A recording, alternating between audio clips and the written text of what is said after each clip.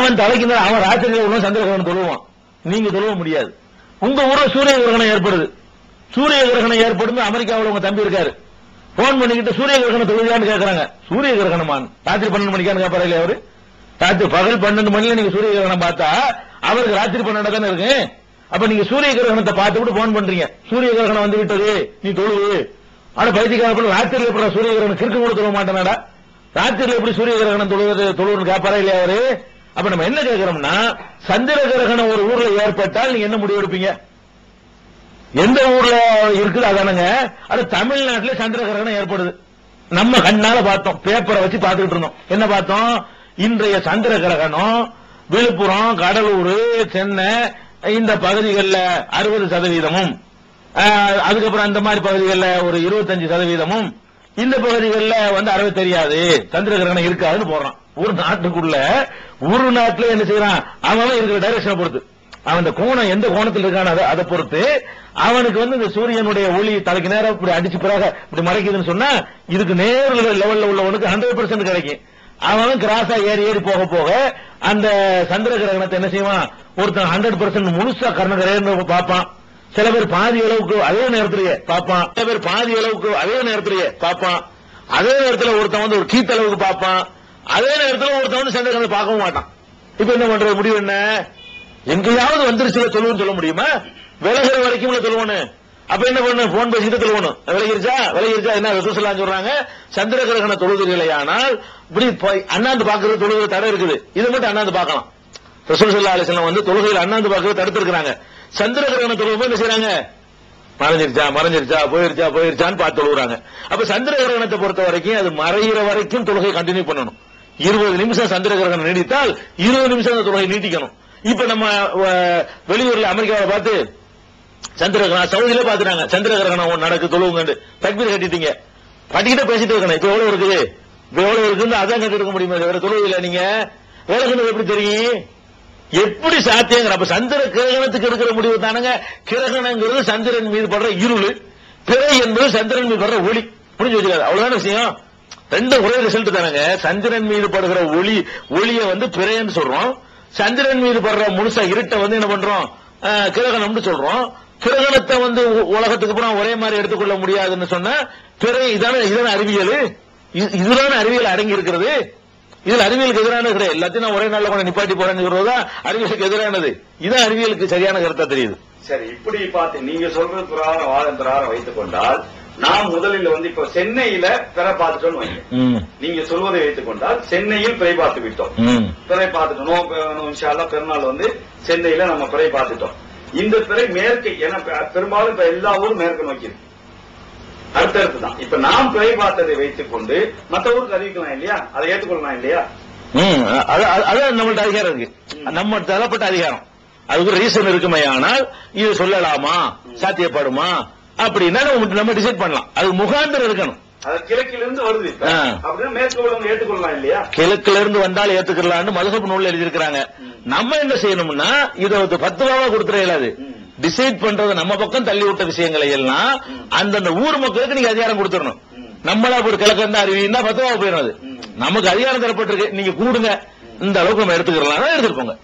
நான் எடுத்துக்க கூடாது நினைக்கிறேன், எடுத்துக்கலாம் போவோம். இது யாரும் யாரு எடுத்து திணிக்கல. சரி, இப்ப அந்த அளவுகோல், இந்த எந்த ஊருங்கிற அளவுகோல் நீங்க சொல்றீங்க இல்லையா? இப்ப டவுன் காட்சி வந்து அந்த ஊரை வந்து தமிழகமாக எடுத்துக்கொள்கிறார். எப்படி அது எப்படி எடுக்க முடியாது? அரை மணி நேரம் டிஃபரெண்ட் அவ்வளவு தூரம் எடுத்துக்கிறாரு. இதுவரைக்கும் அவர் எடுத்தது இல்ல, அதாவது இதுவரைக்கும் அவர் எடுத்தது இல்லை, அறிவிச்சது இல்ல. இந்த அப்படி அவர் சார்ந்திருக்கிற மதுஹப்ல அப்படி எடுத்துக்க கூடாது. அவர் சார்ந்திருக்க மதுஹப்ல இங்கிட்டு பார்க்க ஆந்திரா அங்கிட்டு பார்க்க போய் எடுத்துட்டா ஓகே, அது ஏற்றுக்கொள்ளதா இருந்திருக்கும். கடைசி கேள்வி முடிச்சுக்கிறோம். ஏன்னா கடைசியாக நாம் என்று சொல்வது தௌஹீத் பின்பற்றக்கூடிய சகோதரர்கள் இப்ப தமிழகம் முழுவதும் அதிக அளவில் இருக்கிறாங்க. இந்த சகோதர சகோதரிகள் எந்த அளவுகோலை பயன்படுத்தி பிறையை நிர்ணயித்தோம்? பிறைய பேணுதலான வழி என்னவென்று கேட்டால், நபிகள் நாயகம் ஸல்லல்லாஹு அலைஹி வஸல்லம் சொன்ன ஹதீஸுக்கு வியாக்கியானத்துக்குள்ள நுழைஞ்சோம்னா 4 வியாக்கியானத்துக்கு இடம் தந்துரும். நாம பிளவுபட்டு போயிருவோம். பிளவுபடாமல் போறதுக்கு இறையச்சத்தோட ரசூல் ஸல்லல்லாஹு அலைஹி வஸல்லம் சொல்லிட்டாங்க, பார்த்தா வைக்க சொல்லிட்டாங்க, விசாரிக்கல, அதுக்கு ஏற்பாடு பண்ணல, தங்கள் ஊர்ல பார்த்ததை போய் சொல்லிட்டு வாங்கன்னு சொல்லி அதுக்கு எந்த ஒரு முயற்சியும் பண்ணவே இல்லை. அது அந்த மாதிரி எல்லாம் பண்ணலைங்கிற நேரத்தில் நம்மளும் அதே மாதிரி போய்விட்டோம்னு சொன்னா குழப்பம் வராது. எல்லாம் நான் அறிவுபூர்வம் பார்க்க போறேன், நான் வியாக்கியானம் கொடுக்க போறேன்னு வர்றதுனாலதான் விளக்கம் குழப்பி போயிருது. வியாக்கியானம் கொடுக்க போறது ஒன்றுபடுத்த போறேன்னு வியாக்கியானம் பண்ணாங்க. ஒன்றுபடுத்த போறேன்னு வியாக்கியானம் பண்ண போய் அதிகமான கருத்துக்கள் உண்டா போறது தவிர ஒன்றுபடுத்த நடக்கவே இல்லை. ஒரே ஒரு கட்டத்தில் ஒன்றுபடுத்த இயலும், அதிகாரம் தான் ஒன்றுபடுத்தலாம். இப்ப சவுதியில ஒரு மன்னர் ஆட்சி இருக்கிறாரு, அவர் டிக்ளேர் பண்ண நாடு புறம் கேட்டாகணும், அந்த ஒரு கட்டத்துல தான் ஒன்றுபடுத்துறது சாத்தியமா ஆகியிருக்கே தவிர மற்றபடி இங்க உட்கார்ந்துகிட்டு நீங்க சொன்னீங்கன்னு சொன்னா இதையே நம்ம பல தடவை பார்த்துக்கிறோம். இந்த நம்ம டவுன் காட்சி அறிவித்ததை பல ஊர்களில் ஏற்றுக்கொள்ளாமல் இருந்திருக்கிறார்கள். இப்போ எல்லாம் ஏற்றுக்கணும் சொல்ல முடியாது, நமக்கு தகவல் வரல. ஒவ்வொரு வருஷத்துல இணைஞ்சிருக்குது, நீ சொல்லிக்கிட்டு இருக்கப்பா நாங்க ஏத்துக்கிற மாட்டோம் அப்படின்னு சொன்னவர்கள் இருக்கிறார்கள். அதனால நமக்கு என்ன அளவுகோல் என்றால், நபிகள் நாயகம் ஸல்லல்லாஹு அலைஹி வஸல்லம் அவர்கள் தங்கள் பகுதியில மதீனாவில் பார்த்த பிறைய தங்களுடைய சக்திக்கு உட்பட்ட அளவுக்காவது போய் கொண்டு சேர்த்தார்களா? இல்ல, அவங்களுக்கு சொல்லியாச்சு சட்டத்தை. பார்த்தா வைக்கிறாங்க, பார்க்க ஒரு நாள் டிஃபரெண்ட் வரத்தான் போகுது. உலகம் பூரா ஒரே நாள் வரப்போறது இல்ல. நீ இன்னைக்குன்னா அவன் நாளைக்கு, அவன் நாளைக்குன்னா நீ இன்னைக்கு. விட்டு தள்ளிட்டு போப்பா. அல்லாஹ் ஒரு சூழலுக்கு லூஸ் பண்ண விஷயத்தை டைட் பண்ண நாம யார்? அல்லாஹ் ஒரு விஷயத்தை லூஸ் பண்ணி விட்டுருக்கான். நீ இன்னைக்கு வச்சாலும் பரவாயில்ல, நீ நாளைக்கு வச்சாலும் பரவாயில்லன்னு விட்டுட்டான். இல்ல நான் சொல்றபடி இன்னைக்கு தான் வைக்கணும், இல்ல நேத்து தான் வைக்கணும் சொல்றதுக்கு நான் யாரு? அந்த அதிகாரத்தை நாம் எடுக்காமல் இருந்தோமே ஆனால் சலாமத். ஹதீஸ் படி இருக்கிற காலத்துல இப்ப இந்த இப்ப 8 4 நாளாச்சு, 3 நாளாச்சு, சில வருஷம் 4 நாள்லாம் வந்திருக்கு. 4 கருத்து உடையவர்களும் இப்பவும் 4 நாள் தான். ஏன்னு கேட்டா ஷியாக்காரங்க அமாவாசை அன்னைக்கு வைப்பாங்க.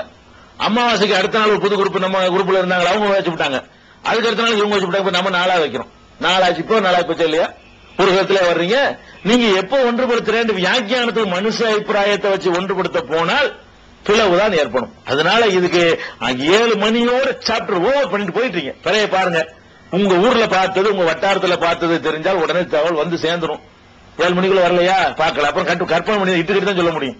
6 மணிக்கு மதுரை சூரியன் மறையுதா, ஒரு சூரியன் மறைஞ்சு ஒரு 15-20 நிமிஷம் பார்க்க ஆரம்பிப்போமா, 6:20 தகவல்களை கொண்டாந்து சொல்ல கொள்ள அப்படி பறவை வர்றதுக்கு ஒரு 1/2 மணி நேரம் வேணுமா, ஒரு 7 மணின்னு வச்சுக்கிறங்க. 7 மணிக்கு பார்க்க வேண்டியது இது வரைக்கும் நம்ம பகுதியில் பார்க்கப்படவில்லை, அதனால இன்னைக்கு பிறை இல்லை, அதனால 30 பூர்த்தியாக்குங்க, நாளைக்கு ரமலான் அறிவிச்சுட்டா டக்கு வேலை வாடு போயிட்டே இருக்கு. இந்த டென்ஷனும் இல்லாம உட்கார்ந்துகிட்டே இருப்பாங்க. 12 அந்த காலத்துல எல்லாம் கொழும்புல போன் பண்றது, அங்க போன் பண்றது, ராத்திரி 2 மணி 3 மணி 4 மணிக்கு வந்து அங்க பார்த்தாங்களாம், குருநாகல்ல பாத்துட்டாங்க கொழும்புல தகவல் வரும். 4 மணிக்கு நகர அடிச்சு மைக்க போட்டு அறிவிச்சு 4 மணிக்கு கொழும்பில் பார்த்து விட்ட உடனே எல்லாம் தொலைக்கு வாங்கன்னு கூப்பிடுவாங்க. இந்த மாதிரி எல்லாம் ரசூல் ஸல்லல்லாஹு அலைஹி வஸல்லம் செய்யாத ஒரு ரிஸ்க் இது. அதனால உங்க பகுதியில பார்த்துட்டு 6:30 மணி 7 மணிக்கெல்லாம் சாப்டர் க்ளோஸ் பண்ணிட்டு போயிட்டுறீங்க. 30 பூர்த்தியாச்சா, குழப்பம் இல்லாம போச்சா, எந்த பிரச்சனையும் இல்ல. 30 டவுட் வருதா, பேசாம விட்டுட்டு அடுத்த நாள் கொண்டாட்டு போங்க. அதான் சரியான வழிமுறை, குழப்பம் இல்லாத வழிமுறை. சரி, இப்ப இன்னும் ஒரு அடிஷனலா இந்த கேள்வி வந்தா அடிஷனலா ஒரு கேள்வி வருது. என்ன கேள்வி வருதுன்னா, இப்ப இவர்கள் வைத்திருக்கிற பிராரம் பார்த்தா ஒரு நாள் முன்னாடி வச்சுக்கிட்டு இருக்கிறாங்க. இவர்களுக்கு ஒருவேளை 29 பிறை பார்த்தோம் என்று தெரிவித்தால் அவர்களுக்கு பெருநாளுடைய நாள் ஆயிடுது. அடுத்த நாள் 30வது நாள் பெருநாளுடைய நாள் ஆயிடுது. நம்ம 28 இருப்போம். அப்ப நம்மளுடைய நிலைமை என்ன? பெருநாள் இருந்தா நோன்பு வைக்க கூடாது. அதாவது பெருநாள் இருந்தா தானே வைக்க கூடாது. தப்பான நாள் அவங்க பெருநாள் எடுத்து அது பெருநாள் ஆகும். அதிகமான பெருநாள்ங்கிறது அவங்க பெருநாள் கொண்டாடுறதுனால பெருநாள் கிடையாது. அல்லாஹ் அவங்களுக்கு பெருநாள் நமக்கு மார்க் அடிப்படையில் தீர்மானிக்கணும்.